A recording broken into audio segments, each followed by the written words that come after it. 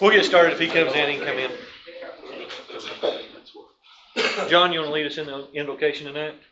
Dear Heavenly Father, we just praise your holy, precious name, Lord. We just thank you for everything you do in our lives. We just ask you to be with us as we conduct business for the city, Lord, and just keep a hedge of protection around our community. These things we ask in your holy, precious name. Amen. Samantha, you want to lead us in the pledge? I pledge allegiance to the flag of the United States of America and to the republic for which it stands, one nation, under God, indivisible, with liberty and justice for all. All right, we'll go ahead and convene our meeting tonight. We'll start with roll call. Misty Cottle. Here. Jeff Upton. Here. Jan Throgmorton. Here. Marty Lindaberry. Here. John Collins. Here. Dina McKnight. Here. Don Rollins. Here. Anthony Foster. Our city attorney and city clerk are both present. The first item on our agenda tonight is the adoption of the agenda. Are there any edits or changes that need to be made or motions? I make a motion that we approve the agenda as mailed. I'll second it. We have a motion and a second. All those in favor say yes. Yes. That motion carries. Next is the approval of our meeting minutes from our October 14th meeting. Do we have any additions or changes to that? I'll make a motion that we accept them as written. Second? We have a motion and a second. All those in favor say yes. Yes. Those opposed, no. That motion carries. Next is our public forum, where we encourage anyone to come up and address the council. We do ask that you limit your comments to roughly 2 minutes per speaker, and make sure your comments are directed to the council and mayor. Would anybody like to address the council tonight? Yes, sir. Come up, tell us who you are. Good evening. My name is Joshua Nobear. A couple of things. I've noticed that some of the signage for the streets in the city is very dirty, sometimes to where you cannot read it. The other day I was coming down the road into West Fork and decided I wanted to go look for parks, and I took a left on Clifton Place and missed the no outlet sign that is definitely there, and then that speed bump. Oh man, that is a doozy of a speed bump. I definitely could use some repainting on that too. Besides that, I also want to give my compliments to the fire department for their excellent communication and their usage of the burn permitting tools and their communication regarding that. I think that's really fantastic that they're doing that. And then finally, on the subject of flock safety, I do not believe that the city of West Fork needs flock safety. I think that the money for that could be better spent elsewhere. Raises for the officers was a option that sounded pretty good for me. Personally, I thought kind of an outreach program or something with that funds would be a better use of it, but not for the surveillance of our citizens. I do not believe that the data and statistics for crime are present in the numbers that we would need in order to justify flock safety. The way that I see it now, based on the numbers that I've reviewed, which is not a whole lot, this is a revenue generating tool, and I don't necessarily agree with another form of taxation being placed on the citizens of West Fork outside of the already taxes that we pay. Okay. All right. Any questions for Josh? Okay. Thank you, sir. Anyone else? Yes, sir. Come up and tell us who you are.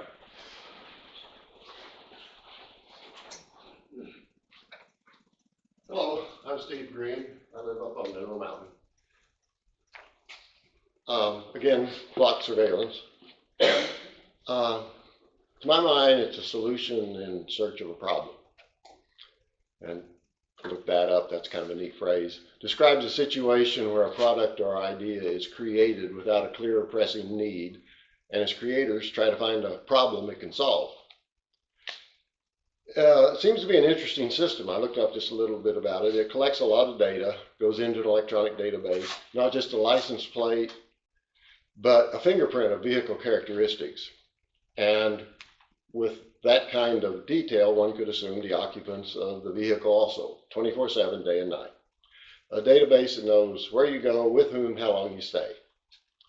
That's a very valuable commodity in the merchandising world and also in the governmental world for people that want to know what you do so they can sell you things or control you. But let's get beyond that. Does it help solve crime? Well, it probably would, but do we need it? According to Nextdoor.com, which is one of those software organizations that connects 100 million people across 345,000 neighborhoods, I looked up crime rate, which some of you folks would know a lot better than I, but I needed some handle on it. Westbrook's overall crime rate is much lower than the state or national averages. And violent crime, this is their words, is an exception and not a normal occurrence in the area, with most issues being property related. About police involvement, again, this is Nextdoor.com, not me. The local police department is responsive and encourages citizens to stay aware of their surroundings and report anything that seems out of place, reinforcing a proactive approach to safety. Well done, y'all.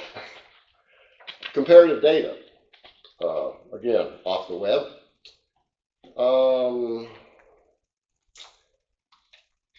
Overall crime, West Fork, 14.08 per 1,000. Take this as comparative numbers. Arkansas, 46. The U.S., 33. We're doing all right. Violent crime, 12.44. Arkansas, 25. The U.S., 20. We're doing pretty darn good. And property crime, 1.64. Arkansas, 21. U.S., 13. Well, I feel good about living here. Again, a solution searching for a problem.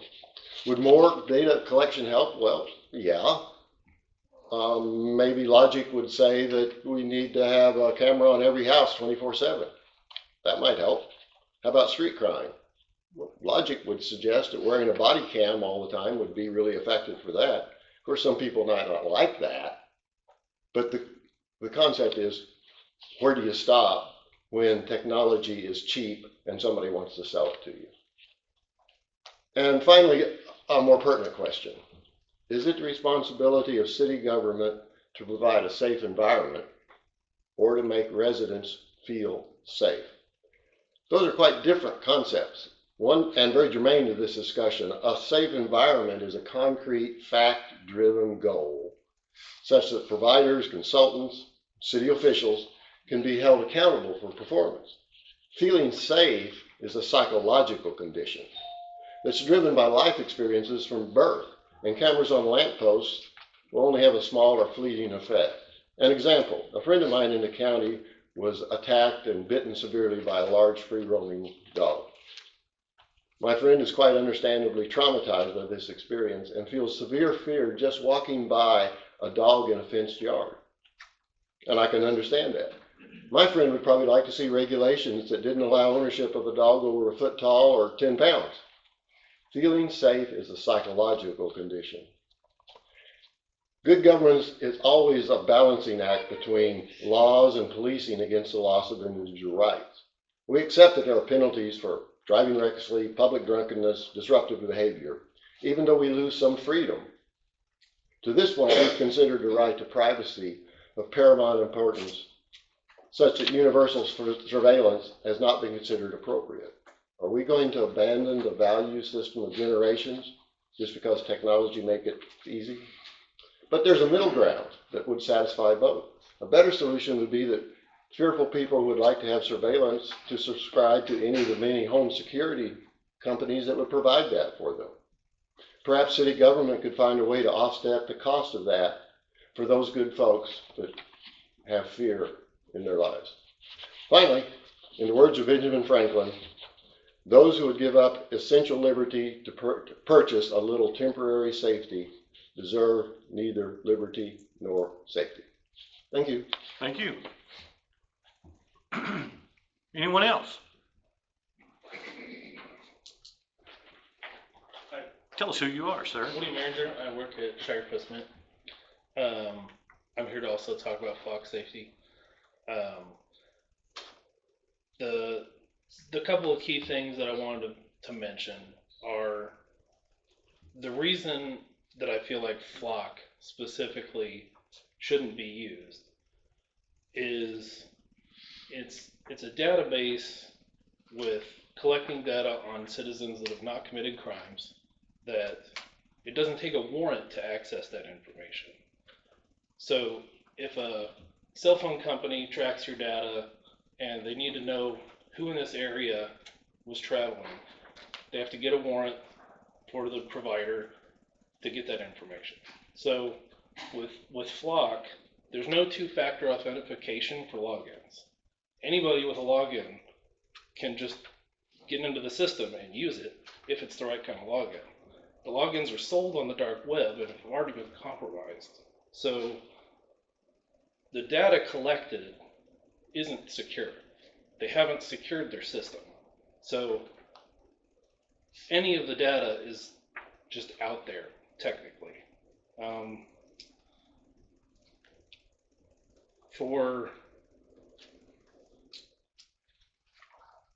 In the city, there's not like that much crime that I think warrants this. It would benefit, drug trafficking if they came through the city. Our police department would have to go chase them down, stuff like that. But within the city, it doesn't really make sense because it's not a high crime rate, like we mentioned. The crime that I've seen happening, like 2020, there was somebody going around breaking into businesses. They were on foot. They wouldn't have been caught by a camera. Somebody going in breaking down cars down the road. Local people, they're not going to be on the camera. It's not going to catch that kind of crime. Agreed. So,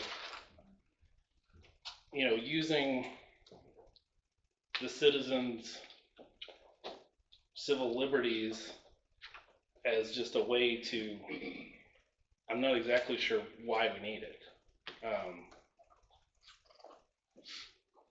I'm trying to draw a blank, but I've got like 100 things that I could talk to you for hours about Flock specifically. So would you, because you've said that twice now. So there's other companies that do this same thing. So there's two options. There's other license plate readers Mhm. that don't collect the same type of data, that don't have the same type of system. Where, there's a story about Bridgewater, Virginia, 6,000 population. They've got 1 abduction, 2 robberies, 6 thefts for the city for a year. Their data was accessed 6.9 million times within a 12-month period. Houston, Texas had the most hits with 500,000 accesses to this little town in Virginia. That data is supposed to be deleted after 150 days within Westworks system, but the data was accessed. Somebody else has it. They can save it. They're not under the same requirements to delete it. It's sitting there somewhere. Once it's in the internet, it's there, So, my kids are driving. They're minors. There's now going to be photos of them being taken of my kids. And that just seems like a privacy concern right there. So, and yes, they have driver's licenses and they're driving. So it's on the road, it's public. I'm not too worried about that. It's the data collection and storing and that side of it that I'm really worried about. Because we haven't seen the end of how far they're going to go and their data security problems. That's really what I want to try to convey. Thank you. Thank you. Anyone else? Yes, ma'am. Tell us who you are. I'm Peggy Maringer. I have two things I want to talk to you about. One is the use of herbicides at Riverside Park. I was really surprised to see a foot-wide swath of dead grass right at the water's edge where the grass stops. There's a little cliff. So that grass is all dead, and of course, when the floods come, there's not going to be the roots to hold it. And then I guess there's also herbicide used around the playground structures. And if that has to happen, there should be some sort of sign so parents won't let their kids run barefoot there. The other thing I want to talk to you about is the flock cameras.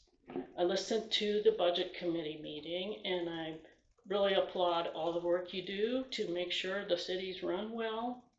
But I have to agree that we don't need these flock cameras. If we're doing this just to foster a relationship with the rest of Northwest Arkansas or the state police, I really don't think that is a good enough reason to surveil everyone who comes in and out of town. One of the reasons I moved to West Fork is because there's a person who was in my life who I am very afraid of. I don't have any social media accounts. I don't want this person to know where I live. And hopefully he'd never get a login and find me. But I ask you not to put in flock cameras and use that money for the officers' pay raises and more training. And you can buy security cameras for the park, for the roads that aren't hooked into a big AI data collection system. Thank you. Thank you. Anyone else? Yes, ma'am. Come tell us who you are. I'm Laura Shadwick, and I'm also not super into the flock system. I think a lot of the concerns have already been raised by other people, so I don't want to repeat all that, but it does seem like there's a lot of other really important things that I would feel happier about our money going to. The police officers themselves, better access to clean water that's not so expensive, and continuing to improve the sewer system here and to get more people connected.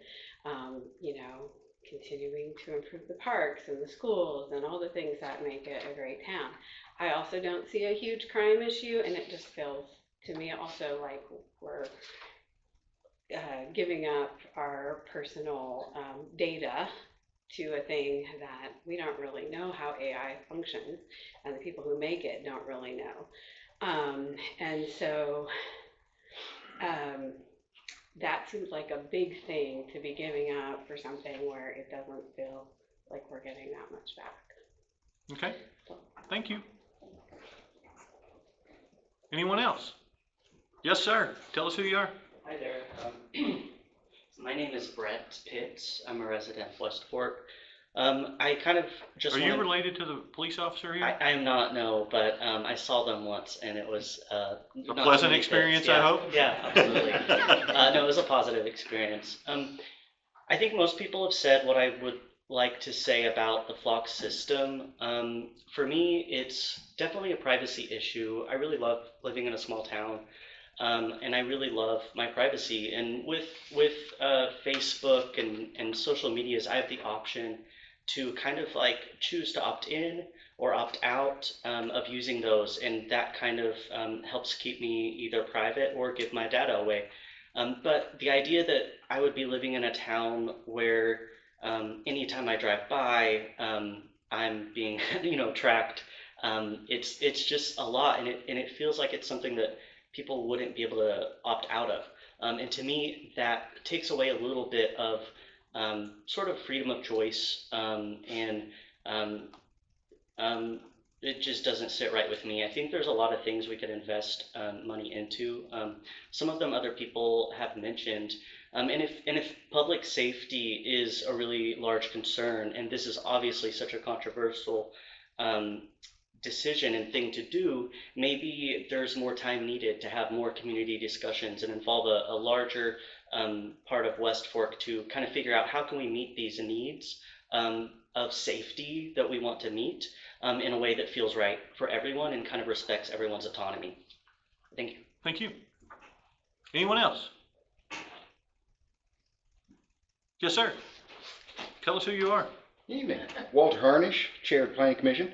Here as a citizen, though. I have more question about the flock system, of course, or any AI surveillance system in general. And I do have concerns about the privacy issue, but mine's more after the fact of where does liability lie? You know, unfortunately, should somebody's rights be violated? Because you've seen some stories, you know, it doesn't happen a lot, but it does happen. And so is that all on the city? You know, because do they completely absolve themselves of any liability in their system directing officers to go wherever and do whatever? And if there's mistakes in that, I mean, it might be a poison pill in any kind of agreement, but could we place something in there that says they have financial liability in what they are directing our officers towards? Good question. Okay, that's all I got. Okay. I could comment on that a little bit, and maybe Officer Goggins has already looked into this also, but the legal terms within Flock's contracts state that any information given has to be confirmed if they go to a call. So when it reads a license plate incorrectly. So it works as anybody calling in to the police line. You know, if you call 911, it's the same. So it's an AI system calling 911 basically. Yeah. So like, you know, there's been instances where it read the wrong license plate number and it's like, that doesn't belong in this car. So citizens would Send have somebody. liability in that then, wouldn't they? If somebody mistakenly, you know, they're just wrong. They say they saw something and they're just wrong. I don't know. Yeah, I don't know that there'd necessarily be liability there if there That's wasn't intent. So it basically just takes the officers to do the due diligence of confirming the thing you're told is happening. Mm-hmm. Yeah. Yes, sir. Tell us. I just want to say that, you know. Tell us who you are. James Wills, I live here around the corner, but all the AI movies that I've ever seen back in the day from the 80s, we lose them all. We lose all of them, man. Sure. Just be careful. Okay. Anyone else? Yes, sir. Josh Nober again. This came to me just a minute ago when we were talking about a random citizen calling me a license plate. If a flock camera triggers for a car, and the registered owner of that car has a warrant, felony warrant, if, let's say, Westport PD was dispatched after, you know, that vehicle, and they went to go perform a felony stop on it, and that felony stop went wrong, what did we just do to a citizen for, you know, the hunch of an AI camera? Fair enough. Anyone else? No? Okay. So before we close public forum, John, you have some experience with Flock. It was bought after I left. Do you know anything about it? How it works? I mean, it reads license plates is all it does. If a license plate is entered stolen, it will notify. I don't believe it checks for warrants. It depends on what data you put in there, but the biggest thing, there's a lot of misconceptions with it, but yes. Come on up and explain. I was gonna let let John do it, Yeah, just because he was already up here on the council, but. Yeah, let me take that. Sorry, I'm losing my voice. Get your cough drop, come on. I think I have it in your packet. I'm gonna put it in there. So basically, I think it's embellished in some places its capabilities. Taking pictures of people, I don't think it's taking pictures of people because we don't have front license plates in Arkansas. So it's going to be taking a picture of the back of the vehicle. So if you can imagine me standing out here snapping pictures of the back of the vehicle, it's going to be limited unless you have a kid hanging out the back. It's literally not pretty close up pictures of the tag. It depends on how it's tuned. I don't know. I 'Cause know was the on- ones I've seen at Farmington, I mean, you see the back bumper, maybe a little bit of the windshield, but most of it's the back It's hard, bumper. it's gonna be hard to see occupants in there, Yeah. especially when they're facing 180 degrees the wrong way. Most, So, Kinda most like a toll license booth. plate reader cameras I've ever seen focus on the license plate. Yeah. They don't focus on people. And is it triggered with motion? I mean, it's not sitting Motion. there just snapping pictures all day of empty roads, there's right? different ways they do it, and I'm not sure, what the Flux system is basically a Android device, like an Android cell phone with a camera that's tuned to read license plates. So the camera quality is not gonna be the greatest, especially at night, but its focus is getting a decent picture for that, onboard, I believe it's onboard, or maybe it's sent to a cloud, I don't know, to get an image that's easily for a computer to read. So the images are not prioritized for image quality of faces, and I mean, that's an entirely more complex thing, not to mention they're facing the wrong way. You can see the back of their head, so that's not how it's prioritized. But there's different systems that do Sure, different things, and I'm not an expert on all of them. I mean, Would it be like a toll booth when you go through oh, there? absolutely. That's all I'm thinking that it is. Yeah, that's why you're not gonna, I would be shocked at anybody building any tollways now it's cheaper to put a camera than have a person that has to stay there. Right. And it's also easier, you don't have to slow down, you just right through. Right. It's the same technology. Now, there's a little more to it as far as the AI side of it. I think they've not done themselves any services by, I know their CEO at one point, and I don't know, I've been absorbing a lot of information of anti-flock stuff, trying to make sure I'm not missing anything. So that being said, the CEO supposedly made a comment that flock will stop all crime and some other kind of ridiculous claims. I don't believe that. So just to be clear on that, and their AI stuff, my understanding of that, which was explained to me in the talks we've had with them, is stuff like it takes a picture of a back of a white panel van, and we have a hit and run with a white panel van, which we had down over here on Campbell like last year. I can go in that system and say, hey, show me white vehicles between noon and 2. And it does have that AI built in there to try to categorize vehicles by, can you show me a white van? Can you show me a white pickup truck? So that's the AI functionality that I'm familiar with that they're selling. But as far as like tracking actual individual people where they're going or facial recognition and all that other stuff, I don't think they even have the capability to do that. Because like I said, the people are facing the wrong direction. It's really hard to see into a moving vehicle. It's hard enough to snap a still of just an image of vehicles running, anywhere from 55 or more miles an hour. Well, one thing about if you don't enter people, you enter their tag, Yeah. correct? Correct. And it notifies you when they're tagged. Yes, Don't and we notify about anybody. It could.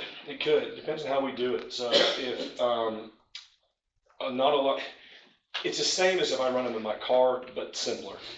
If this is what I'll explain it. The biggest issue here is a new technology, leveraging what we can already do lawfully, and that is run someone's tag, as in the state's tag. It's not our tag, it's the state's tag, as it's out in public on the roadway. We can run that tag. We can do record checks. We can look at our state databases, our internal databases, to see if that registered owner has a warrant. It's just automating that process. And then according to Flock, the state law says we can keep the data for 150 days. According to Flock, they don't keep it more than 30 days, according to the policies and stuff that they shared with me thus far. Yeah, it's basically automating that process that we already lawfully do, which is running a tag that's on a public street. With the added thing of saving that data, but it doesn't say John Collins passed a 4-way stop at 4 o'clock. It says a gray pickup with license plate ABC 123 Yes, passed that's what I was saying. You And don't even- enter a person No. and it tells you they're in a car. It's However- running tags. Yes, sir. You However, can put them in that car. yes, on the other side of that, we could say, we know John Collins is wanted, and he drives this vehicle, Yes. and there could be that connection. Same way when I run a tag and it says RO John Collins on it, Yeah. I could click on that and do a records check and get that information. But it has to be listed you have to be in what we call the hot list.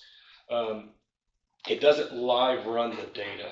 that would overwhelm the system. Yes, that's, So what it does is it pulls from the national hot list, which is stolen, wanted, about anything you put in there, whether it's a silver alert or abducted, just basically anything that you put bolos in there, and that's downloaded. I think, don't hold me to this, I think it's 4 times a day, like noon 6, and it pulls that spreadsheet down and it bounces those numbers against that spreadsheet. And if there's something pops, it's going to send you alerts saying, hey, this tag number just passed this location and this is on the hot sheet on the list. We could also add people on there. I said people. Excuse me. We can also add tags.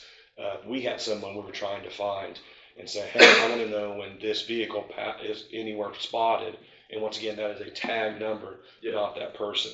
exactly, that's what, Some of the other, sorry, I'm jumping all over the place. I'm not. Some other things like the mistakes. Yes, mistakes have been made. Mistakes will be made. State police recently took down a car that matched the description of, I believe, an armed something. Weapons were involved, and that was the wrong car and the wrong people. That happens.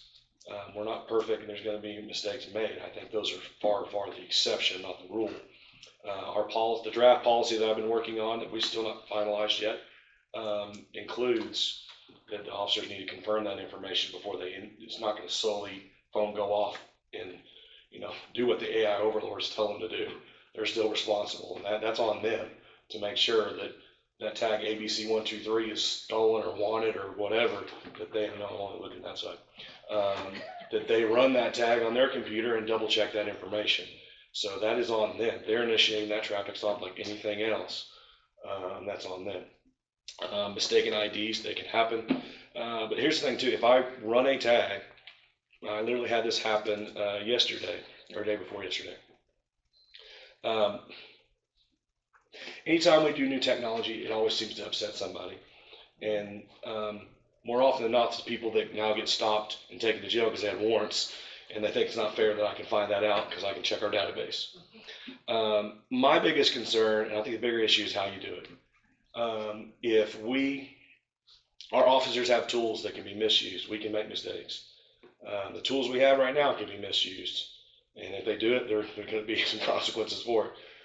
But at the end of the day, I think it's another tool we can use to try to solve crimes, help not just us, but regionally, to try to help people, help the other jurisdictions in solving crimes, finding people that are wanted or whatever, and just try to, another tool for law enforcement, try to do our job efficiently. And while $26,000 is not a small amount of money, it's a lot cheaper than another officer.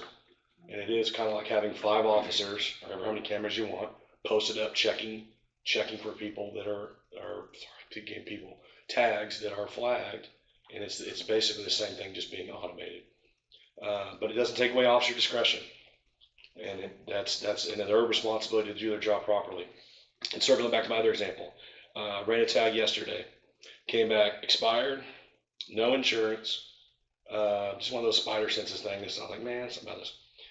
Check the owner, 4 warrants, caution, violent, fleeing, all this stuff goes bananas. And I'm like, okay, well, we're going to have a conversation.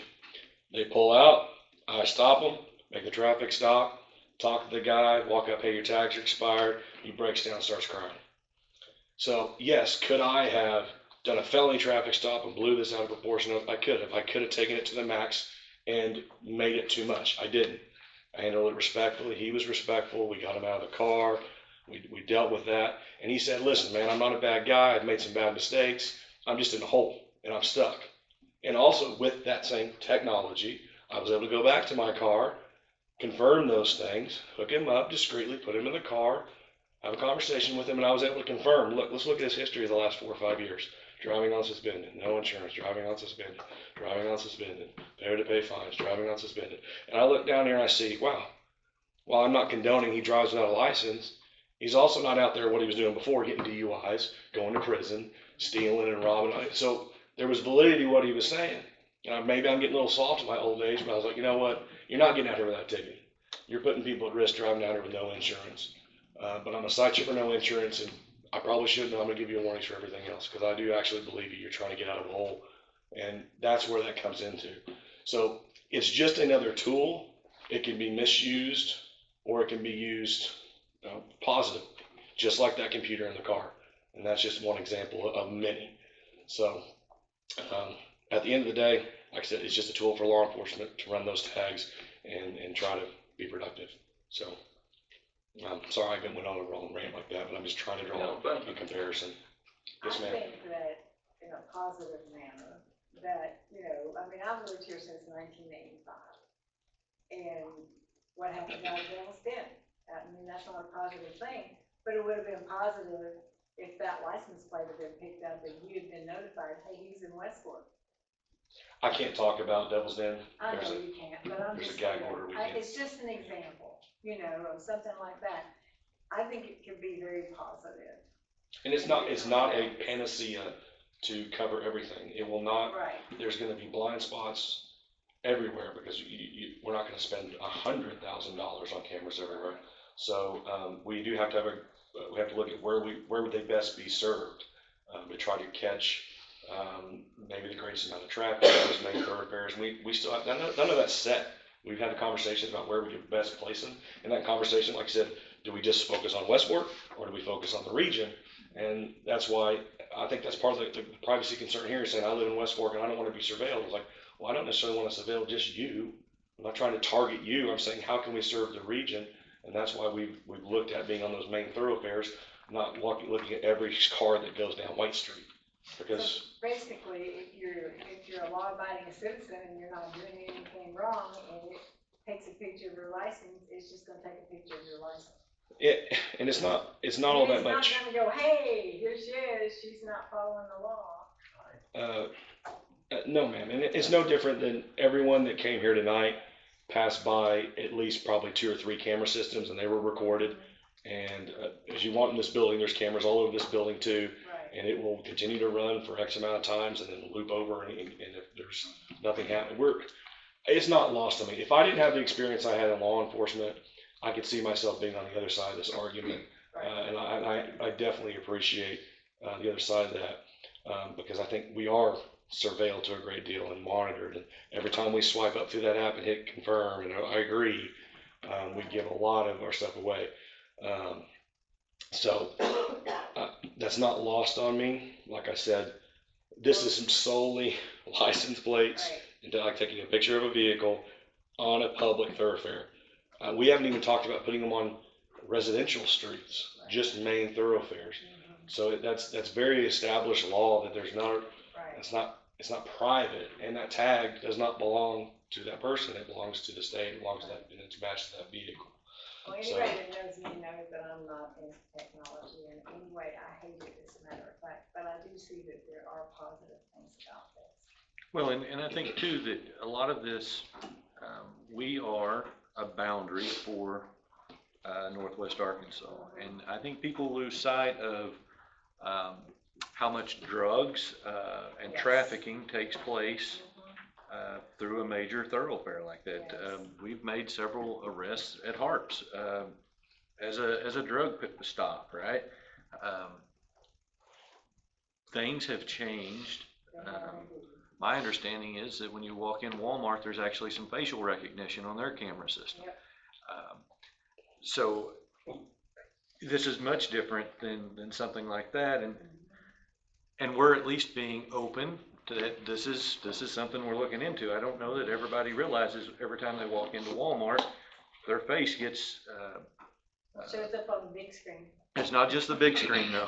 Sometimes I wave at it. A lot of little screens that it shows up on. So yeah, that's kind of where I'm at with it. Is That's kind of everywhere you go now. Yeah, we're not the only city that's implementing this. There's cameras catching that. Well, the other side of that is it's only for a year. So if you decide it's not helpful, then it's something we tried, and so be it. But if it is, then we'll have to revisit all that. And I think there's a lot of validity to that, Jen. We had multiple people talk about our low crime rate in West Fork. Which is wonderful. It is, and I think that speaks to the work of our police department. And I think in that instance, our police department is saying, hey, this could be a tool. We want to try it out. The police department has done a good job. I think we let them try out a tool, and if it doesn't work, it doesn't work. I think we gotta have. Cameras are a big deterrent. Okay, thank you, Justin. Yes, sir. Oh, Are we you gonna go talk ahead. about this more, or this it? This is it. Okay, Yes, ma'am. just to kind of clarify for me and other people that have like data issues, you know, about what data is collected, can you tell us what data is collected that somebody that got a login would be able to potentially see? I don't want to go too, I honestly don't know all the details, but basically anything that you took a picture of a vehicle as it passes is gonna capture. So it would potentially be that picture and then whatever optical character recognition it did, basically, with obviously the license plate the priority. But yeah, it's literally taking a picture of the back of your vehicle. Color. So yeah, it'd be color, Height. make, if you had, I guess bumper stickers, maybe if there's words on the bumper stickers, it might be able to decipher that kind of stuff. But yes, it's literally like me standing right here going snap, snap, snap, and going, oh, that's a license plate. That's what it's doing. It's automating that. And a lot of with the privacy concern too, it doesn't, like I said, there's the state system and it. So it doesn't say, like I said, Dina drove by. Right. It says, a white pickup drove by with this plate. The XYZ plate. Yes, exactly.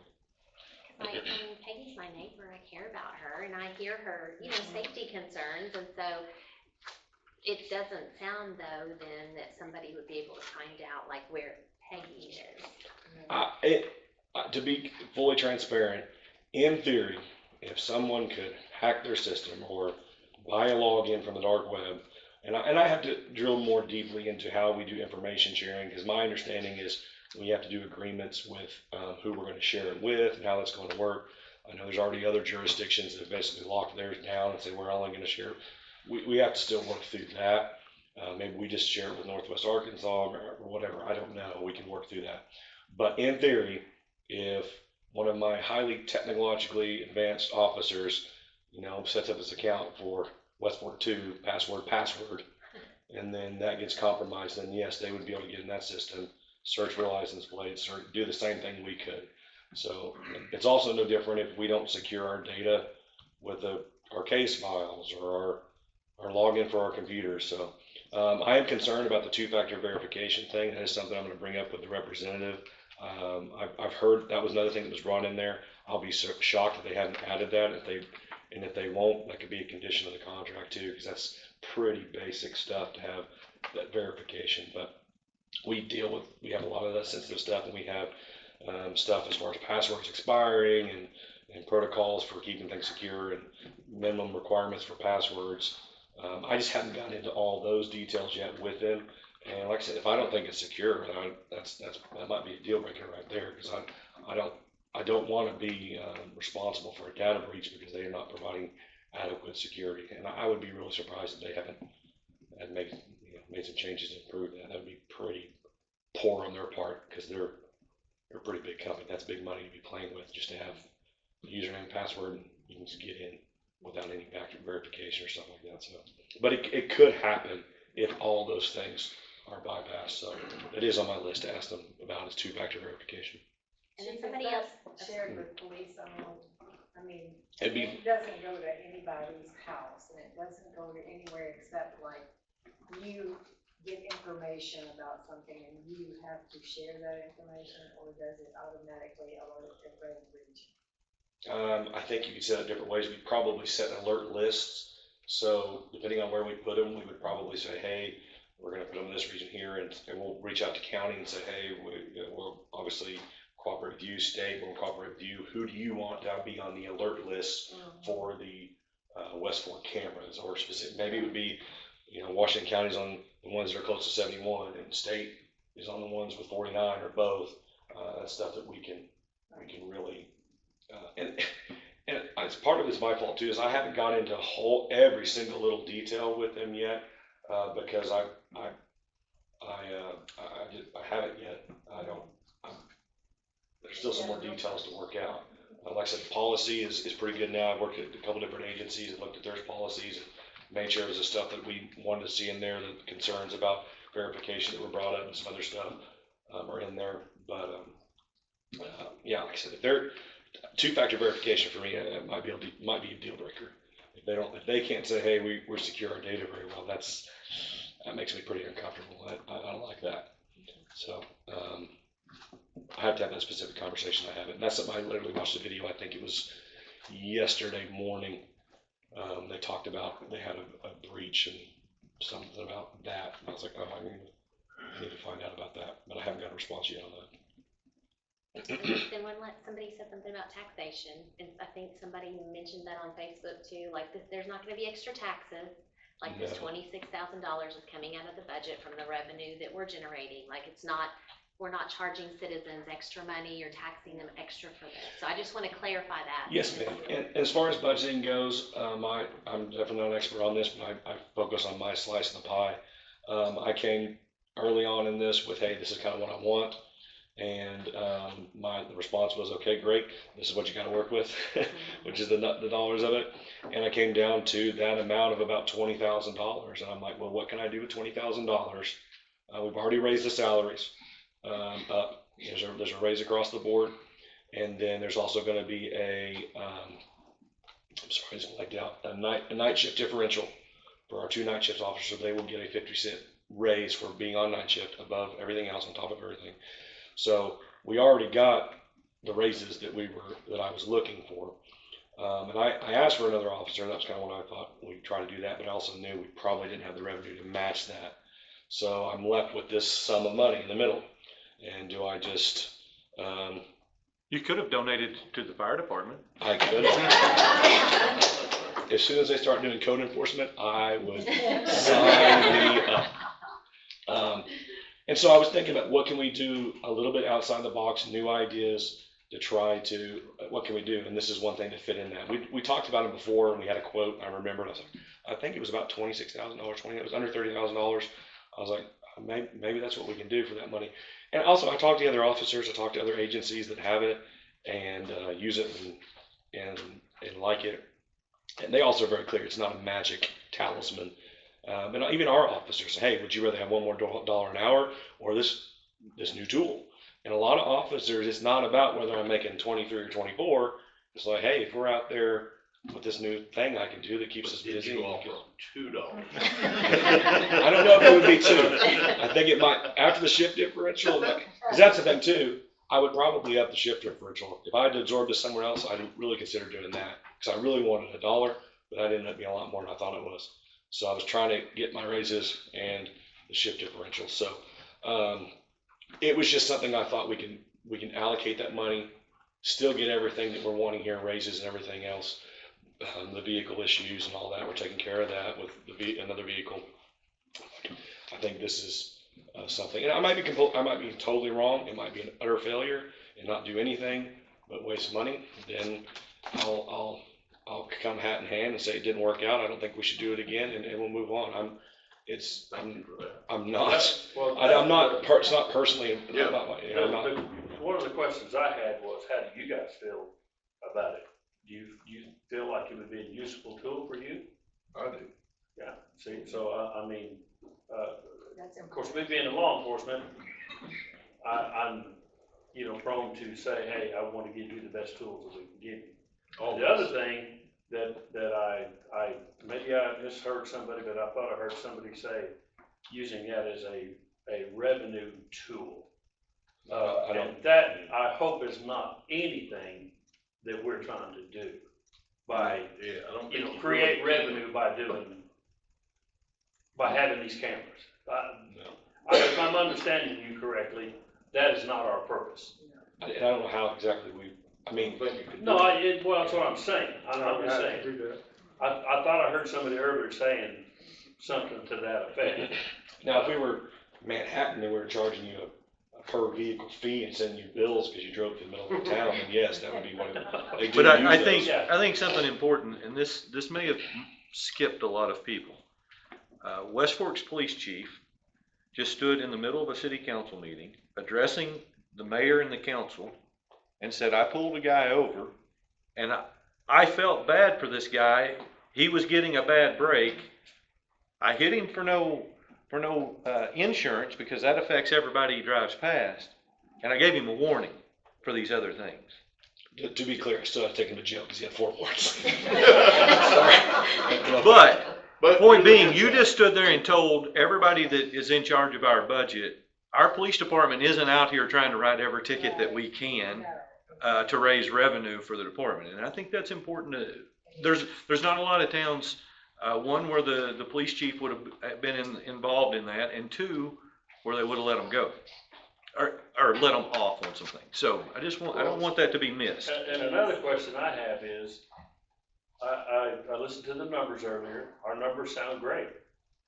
They do, they sound great. But my question is, what if we can prevent one more crime?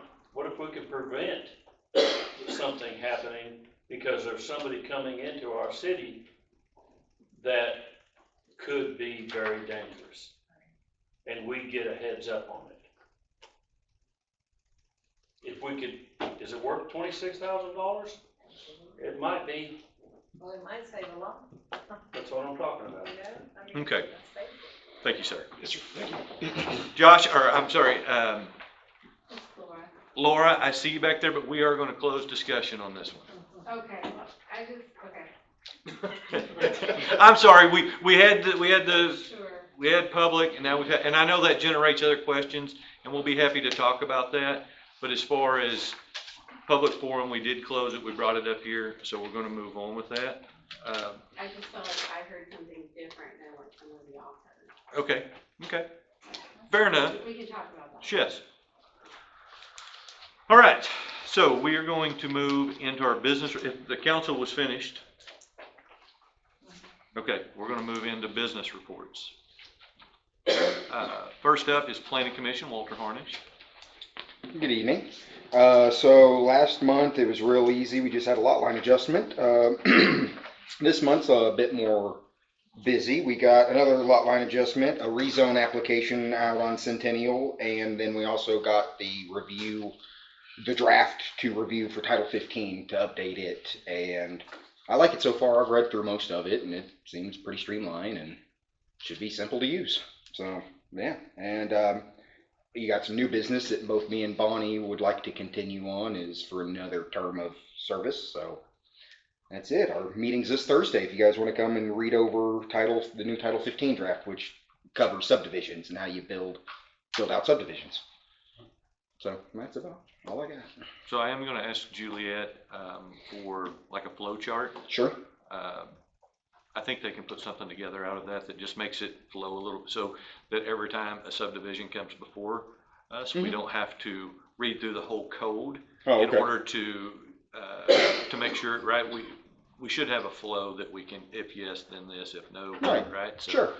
But yeah, I like it too. Yeah, it seems. I've read through it and I think it's hitting pretty concise, and yeah, it does where we want to go with we still need to talk about any open space development, but how we want to work that in, but yeah, shouldn't be a problem.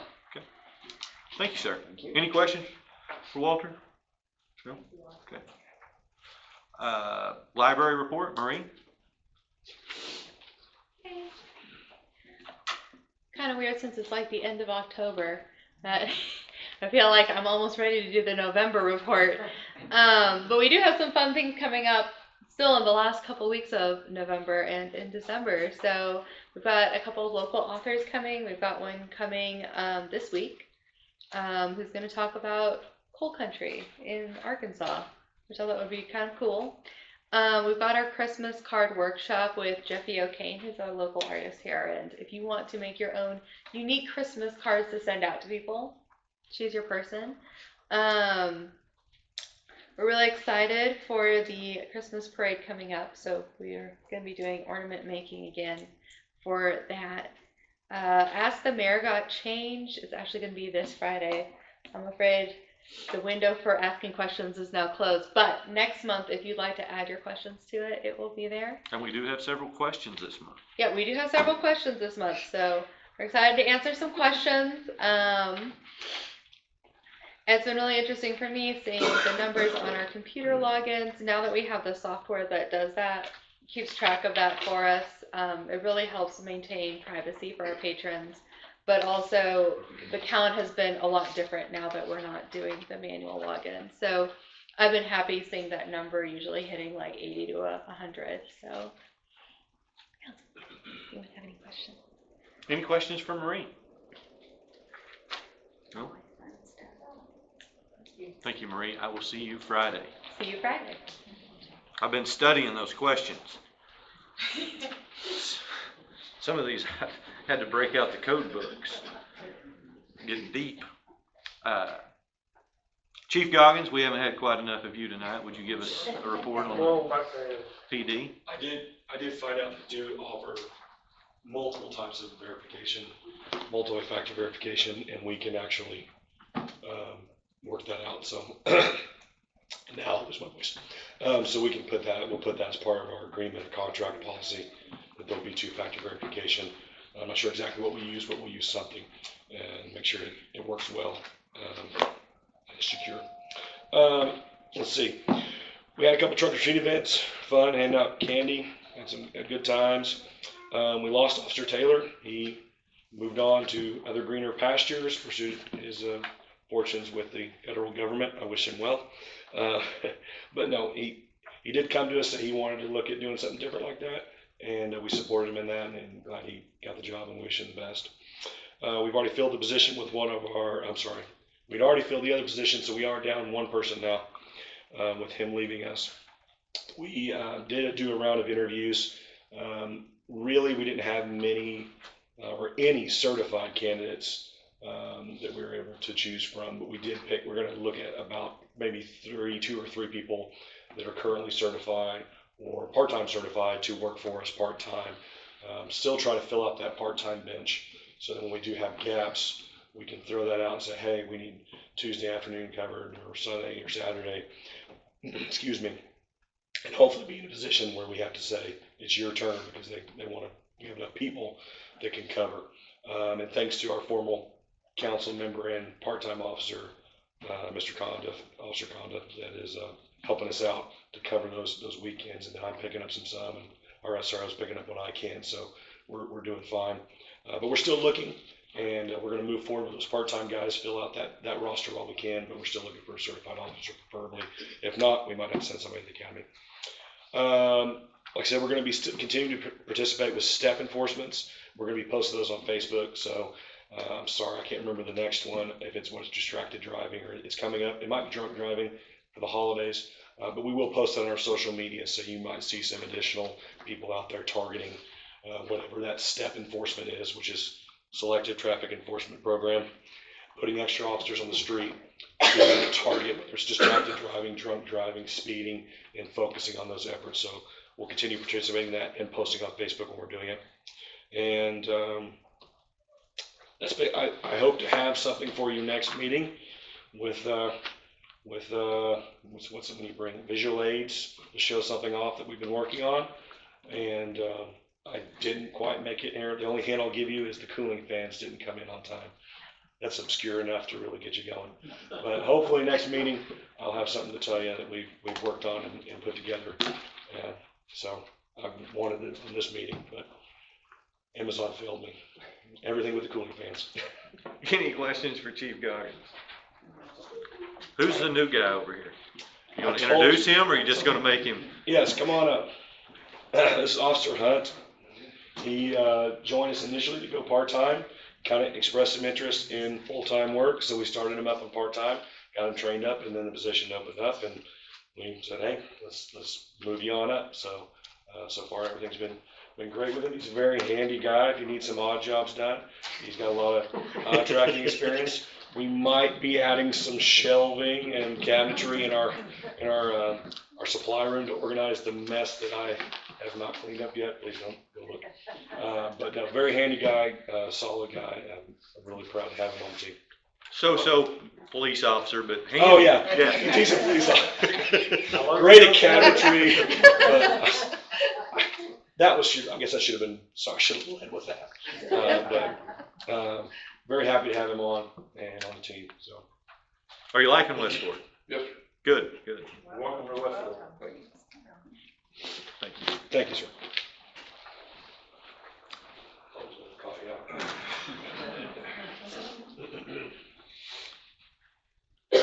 You haven't had to make any stops on any, or or you haven't worked any traffic accidents on city personnel, right? We've got a couple city personnel who, First day or two at work, I think. Yeah. This person has got to. I'm sorry. you know Officer, do you know Officer Hunt? I met him. You've met- In the rain. In the rain. Very good at handling. We might have had to do the same thing, greening for another city worker. Ah. today, so it's going around. Hope it doesn't come in threes. 'cause Yes. it's your turn. So up next is Public Works. Isaac is not here. He had something more pressing tonight, that he couldn't make it. It happens.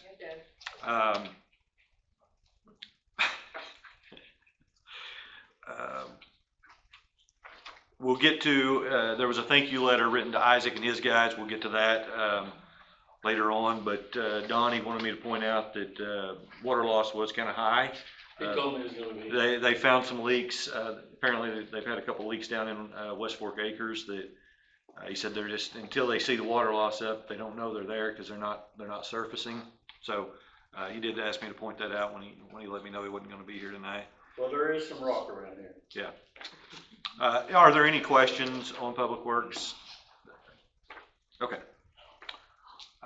Next, the Parks report.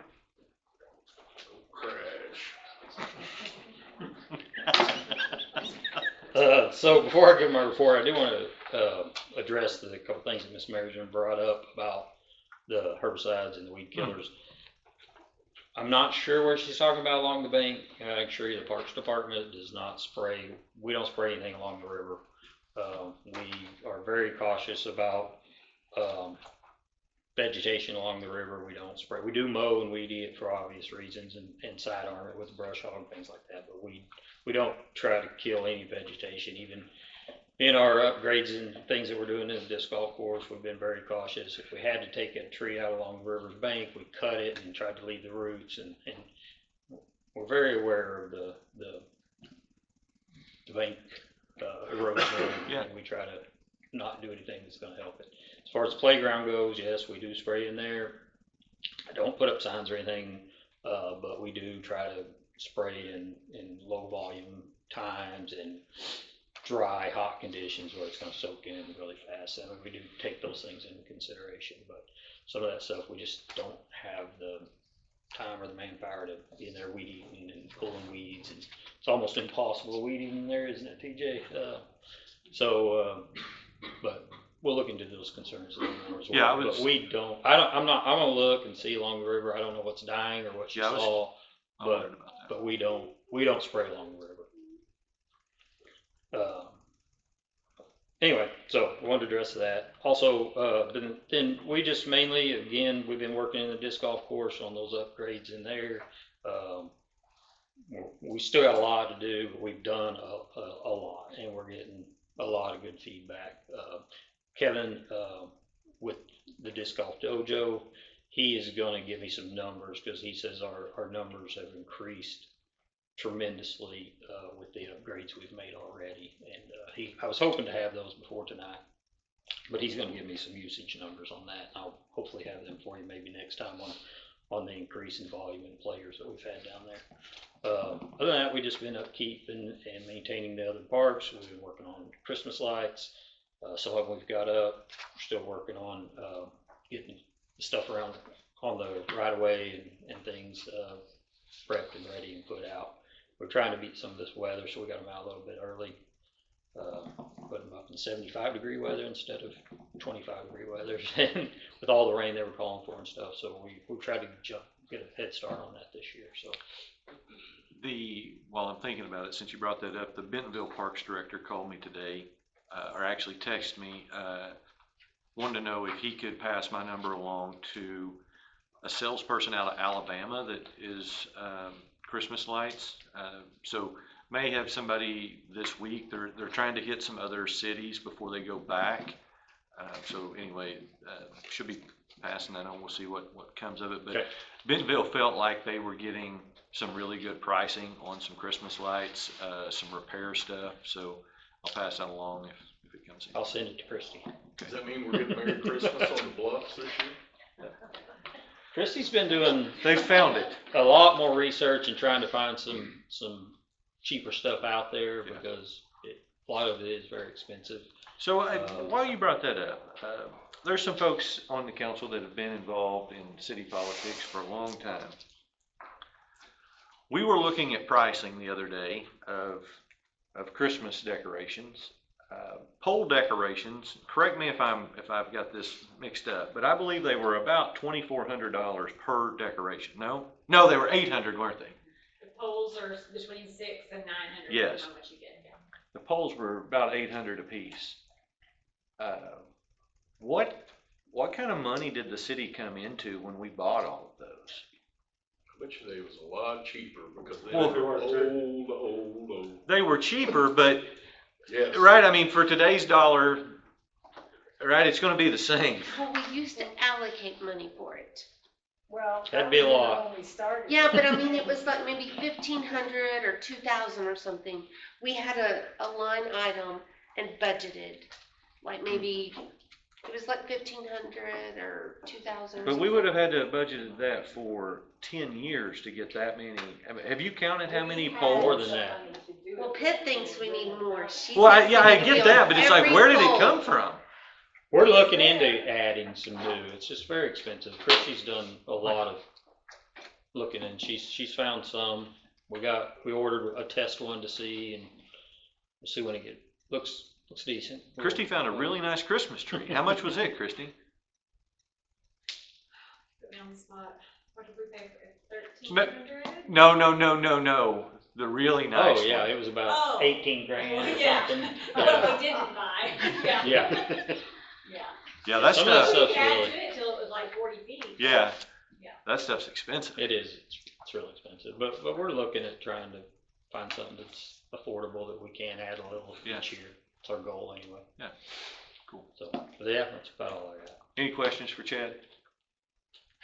Yeah. Thank you, sir. Thanks, Jerry. Fire Department, Chief Howerton. Good evening. I apologize in advance. You were one piece of paper short in your report. At the time we were doing these, we were in the middle of a software switchover, and I couldn't run analytics for the month of October like we normally do. But as you can see, the month of October, we had 92 emergencies, which put us at 994 for the year, which surpassed 2024 in October. And that's trending the same way. We've had 10 emergencies in the last 36 hours. It's been rather busy. We're sitting around 1,070 calls right now for the year. So we still have a month and a half to go. As far as what all went on in October, we had all of the trunk or treats and kids coming by, and we had a really good time with that. Our fire marshal was in some more classes. He's doing a really good job of that. And we covered just about everything in the budget workshop as far as money goes and where that's at. We were able to up our fire contract with Greenland. That was passed, so that was a good thing for us. Coming up, we have our department Christmas parties here in a couple of weeks, so we'll have some end of the year awards, things like that. As far as our comment about burn permits, for those of you who don't know, you can now access burn permits through the city app or the city's website. We have the ability to turn those on and off. They are currently off. We are not allowing any burning in the cities right now due to high winds and low humidity, and everything's dry and crunchy, and we've had a lot of outside fires in the last couple of days. But hopefully with some rain Thursday, we'll be able to turn those back on and allow the citizens to take care of their yard waste and things. Any questions for TJ? Thank you, sir. Thank you. Mrs. Dryman, how about a finance report?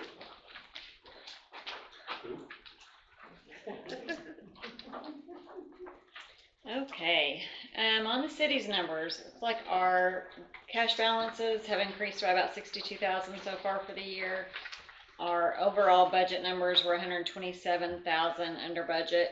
We've got two budgets that are, well, one budget that's slightly over budget, one that's way over budget, the street department. I did get notification from the state last week that we should receive our reimbursement for the Rock Creek Bridge project this week. So hopefully next month that number will look a little bit better. Our sales tax took a little bit of a nosedive this last month. It was about $30,000 less than it has been running.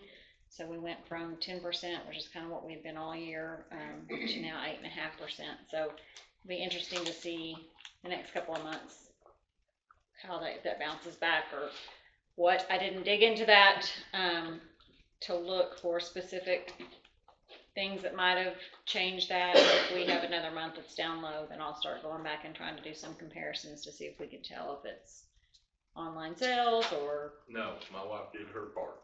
I'm doing mine more and more every month. Of course, now Christmas is coming up, so hopefully we'll see some increase in that. Like I said, I didn't do a deep dive in it, but if we continue to have some months that are lower than we expect, then I'll start doing a little bit more digging and see if we can figure out what that might have been from.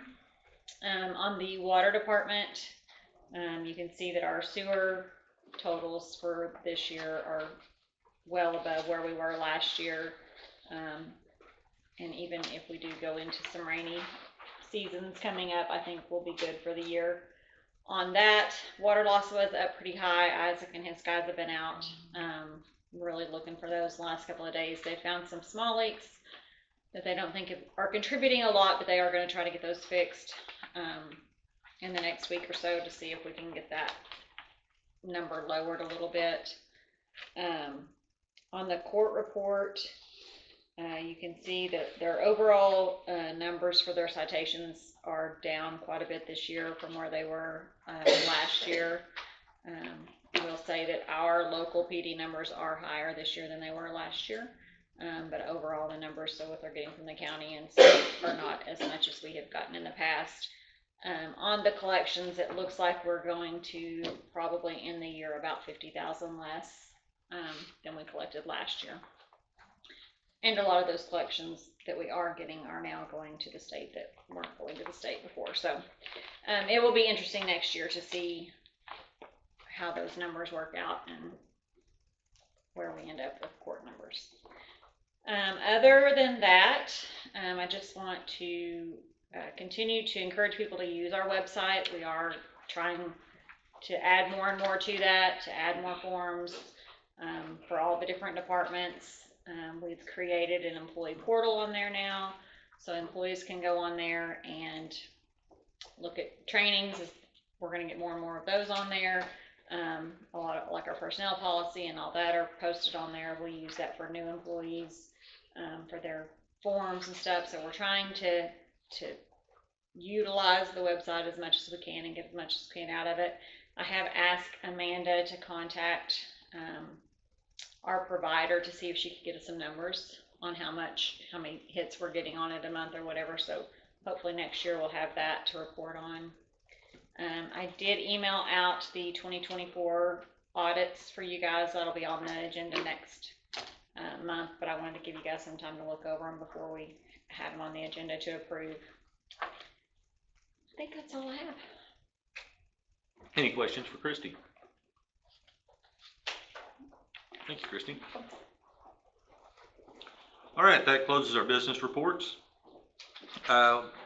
Item B is a procedural motion. We don't have any ordinances on the agenda tonight, so we don't need that. Item C, old business. We don't have any old business that we need to take care of tonight. Item D, new business.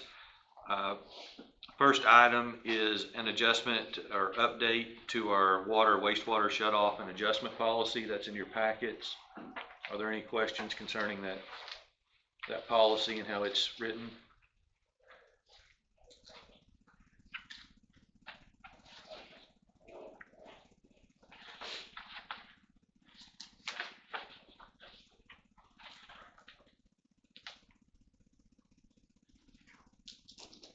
I make a motion with that. Second. We have a motion and a second. All those in favor say yes. Yes. Those opposed, no. That motion carries. That policy is updated. Item 2, I'm recommended that we reappoint Walter and Bonnie to the Planning Commission. There's for next year? It's for their next term. Yes. Yeah. Yeah, their terms are expiring, yes. Technically, right now, we won't be commissioners for Thursday. Gotcha. Yeah. So, I'll make a motion to do that. I'll second. We have a motion and a second. All those in favor say yes. Yes. Those opposed, no. That motion carries. Both of them were crazy enough to sign back up, so We got more work to do. Bless them. yes. Item 3, Resolution 2025-07 is a resolution to adopt the 2026 budget. Are there any questions on that? I'll make a motion, we adopt it. Second. We have a motion and a second. All those in favor say yes. Yes. Those opposed, no. That motion carries. Item 4, 2026 contract with the Washington County Animal Shelter. That's also in your packets. Are there any questions concerning the updated, which I didn't see a whole lot that had changed on that? Nothing changed, they just expired. Okay. Make a motion to pass it. Second. We have a motion and a second. All those in favor say yes. Yes. Those opposed, no. That motion carries. Item 5, approve a contract for single audit engagement for 2019, 2020, and 2024. So this is something that came up as they were doing our audits. In these years, we had dollars from federal agencies, and because of such, we're required to do an additional audit on those years just to make sure that we tracked that money and that we used it appropriately. I'll make a motion to approve it. Second. How much was that, Christie? 6,000? It's 3,000 apiece, yeah. All right, we have a motion and a second. All those in favor say yes. Yes. Those opposed, no. That motion carries.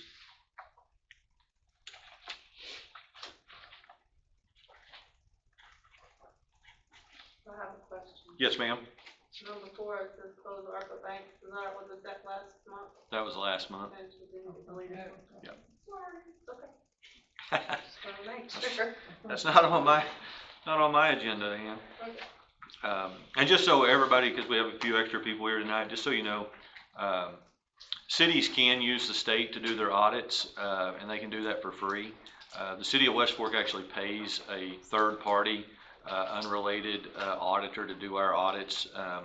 One, we get a little bit deeper dive on our audits to make sure that we are doing things right, but we also, if we have questions, we have someone that we can call and ask how we should handle some things. So just want to point that out. A lot of cities don't do that, and a lot of cities are going to be in a mess with some of the new state laws that just came out. All right, that concludes our new business. Is there any other business? No? So I want to give a quick update. I went to the Quorum Court meeting last week. There is a justice of the peace who proposed changing the way that we pay jail fees. So currently the cities in Northwest Arkansas pay a per capita fee. The county had sent out the West Forks bill in October. I told them at the meeting I was pretty sure we'd already sent them the check. And now here they are wanting to change how we do it. They're wanting to change it to a per day. And so if West Fork takes someone to jail, the city of West Fork would be on the hook for paying, it was $80 per day until that person got out of jail. On the surface, that seems to make sense, but as you dig a little bit deeper, you realize that the cities could say, Chief Goggins, your department has had a lot of vehicle maintenance January through October, you don't have the money to take anybody to jail. And that's not a real good way to be policing municipalities. The other side of that is, as we mentioned, we've got Interstate 49 running through here, Highway 71. A lot of the people we pick up aren't West Fork citizens. And so our officers may go serve a warrant on somebody that's wanted out of Little Rock, but if West Fork hauls them to jail, who pays the jail fee? Is that West Fork or is that Little Rock? Little Rock didn't sign a contract with Washington County, right? So there's a whole bunch of problems that go into that, not to mention the fact that it's pretty short-sighted and maybe even naive for a JP to say in November, we want to change the way you pay this, when most everybody that is prudent about their budgeting already has a budget pretty well put together. And the mayor showed up, they pointed this out. Springdale pointed out not only did they not like this, but it was illegal. It was against state law for the way that it was being proposed.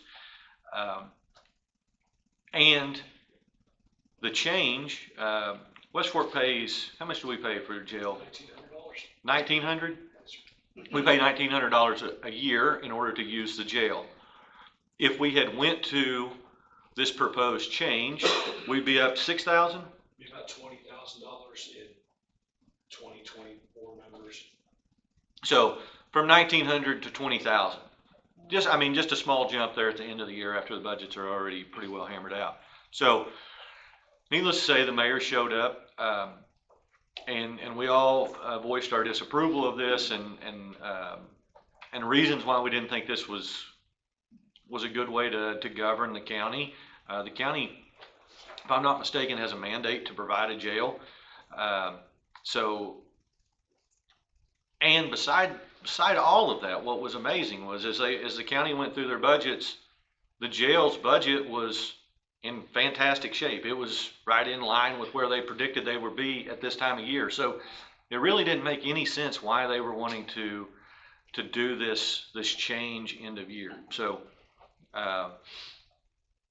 the JP who brought this up withdrew that motion.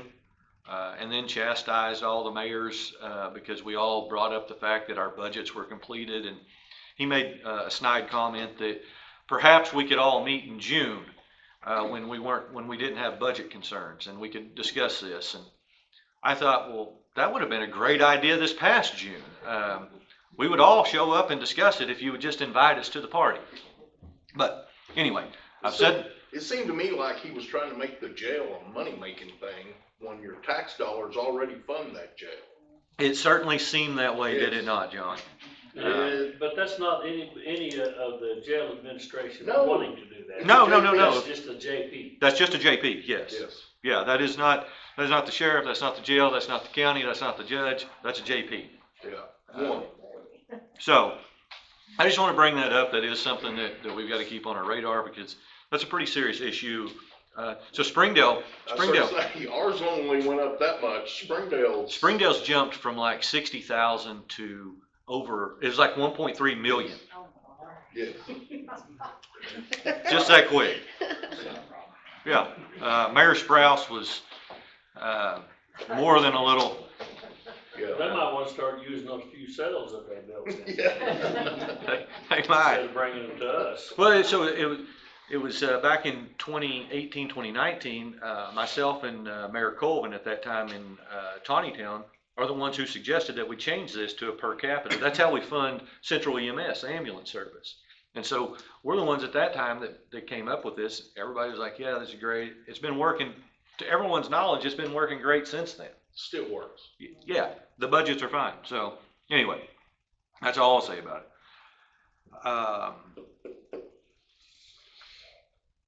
That's all I had for other business. As far as mayor's comments, the Christmas parade and tree lighting will be Wednesday, December 3rd. What time? Parade is at 6:30. We'll have other activities around 6. Okay. So starting around 6, parade will be at 6:30. We'll light some treats and some caroling. And we'll light the tree after the parade. Okay. So hope everybody makes it out to that. Last thing, I mentioned this earlier, but Bonnie Stent not Bonnie, Elizabeth Hale with the Master Gardeners sent in a really nice thank you note and some pictures of Isaac and his guys for some help that they provided down at the library. So I thought that was really nice of them to take the time to point that out. But what I really liked about this was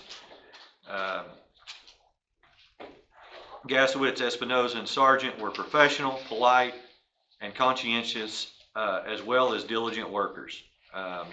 What more, as a council, that's about the greatest compliment we could hear about our staff right there. So I just want to highlight that and thank those employees for their kind work. She goes on to say that Isaac had very short notice. They kind of surprised him with this. But if any of y'all have met Isaac, no is not in his vocabulary. He found a way to get it done for her. Maybe you should have given him a short notice about the meeting tonight. He gave me short notice about the meeting. My wife's sick and my daughter's starting in basketball tonight. I'm going to Green Forest. I'm going to Green Forest. That's pretty much how that went. All right, with that, I would entertain a motion to adjourn. I'll make that motion. Second. Motion and second. All those in favor say yes. Yes. Those opposed, no. That motion carries.